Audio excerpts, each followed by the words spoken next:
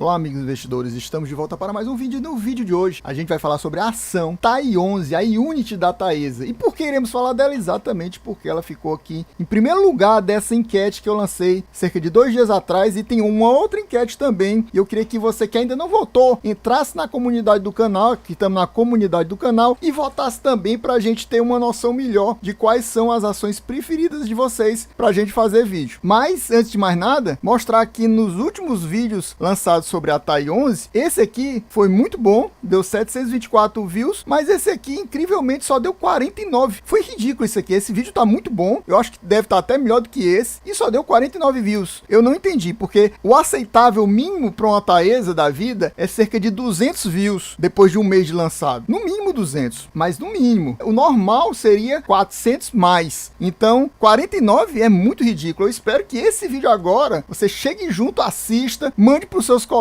para a gente fazer um volume muito maior de views e mostrar que aquela enquete faz sentido. O resultado da enquete, ela está em primeiro lugar e essa aqui dispare. Vamos lá então. E começamos aqui pelo preço teto de Décio Bazinho, preço justo de Benjamin Graham. Nos últimos 5 anos, a ação distribuiu R$ 17,36 de dividendos, o que nos dá um preço teto de R$ 57,87, ou seja, um potencial de rentabilidade de 54,60%, o que é um potencial de rentabilidade muito bom, e muita gente investiria por isso aqui. Basicamente aqui indica que você deve comprar essa ação se você quer receber bons dividendos nos próximos anos. Já em relação ao preço justo, a ação está com R$ 37,98 de preço justo, o que nos dá um upside, uma margem de segurança de apenas 1,47%. E como eu venho falando nos últimos vídeos, tem muito investidor que, segundo aqui o preço justo de Benjamin Graham, pede um potencial de rentabilidade para pensar em investir entre 30% e 40%.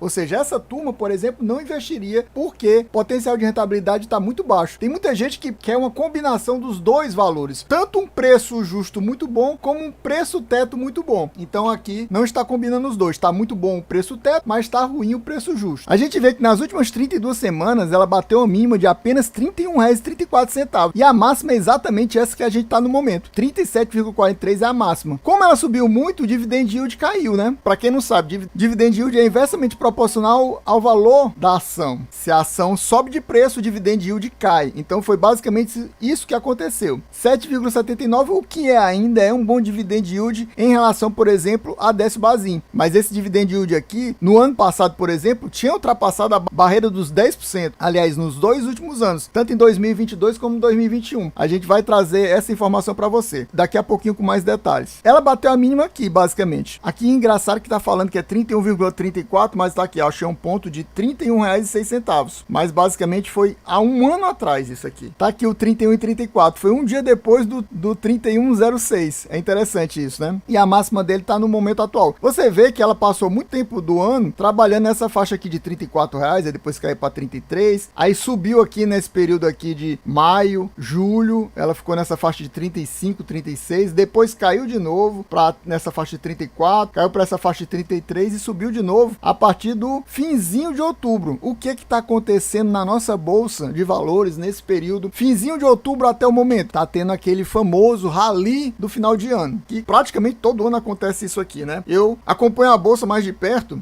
desde o meio do ano passado e notei que sempre nesse final de ano acontece isso, e isso aí já é, digamos, padrão de todo o canal comentar sobre o rally de final de ano, porque tem muitos fundos de investimentos grandes que tem que bater uma cota para conseguir receber taxa de performance, e aí eles precisam comprar. É o que eles fazem no final de ano, e normalmente depois do final de ano eles vendem. Então, esse era o comentário que eu queria fazer para vocês. Eu acho que esse 37 tá um valor meio que absurdo, esse valor de 37,43. Pode ser até que suba mais, pode ser até que bata 38, mas a tendência é que esse valor aqui caia. Eu acredito que isso é muito mais por causa dessa questão do rally de fim de ano, muita gente comprando o que tá mais barato, digamos assim. Mas depois do rally de fim de ano, quando esses grandes fundos começarem a vender, eu acho que ela vai cair nessa faixa de 33 para 34. Eu não vou dizer que eu tenho certeza, mas eu tenho o feeling que vai acontecer isso. Lembrando que aqui, meus amigos, a gente não faz recomendação nem de compra, nem de venda de nenhuma ação, inclusive da TAI-11. Inclusive, eu possuo na minha carteira e eu não tô vendendo não. A gente passou o ano todo mostrando ano que os analistas estavam recomendando era venda forte, era venda, alguns manutenção e quase ninguém, teve um período que eu acho que ninguém recomendando compra. Então a maioria era venda forte, venda e manutenção no máximo. Mas muita gente querendo, analista de mercado que eu falo, querendo que o pessoal deixasse a ação. Até porque eles estão com medo que em 2030 vencem muitas concessões e eles acham que a Taesa vai perder muita renda, né? Muita receita nesse período. Lá, mas é em 2030, meus amigos, daqui a 7 anos, basicamente. Eu acho que ainda está muito longe. Esse ano ela não participou dos leilões de concessão que teve, mas ela ainda tem vários anos para participar de leilão de concessão. Eu acho que nem era bom ela participar porque ela está muito alavancada no momento. A gente vai ver isso daqui a pouquinho. Como ela está muito alavancada, ela se alavancar mais ainda ia complicar mais ainda a situação dela. Ela primeiro tentar reduzir essa alavancagem dela para depois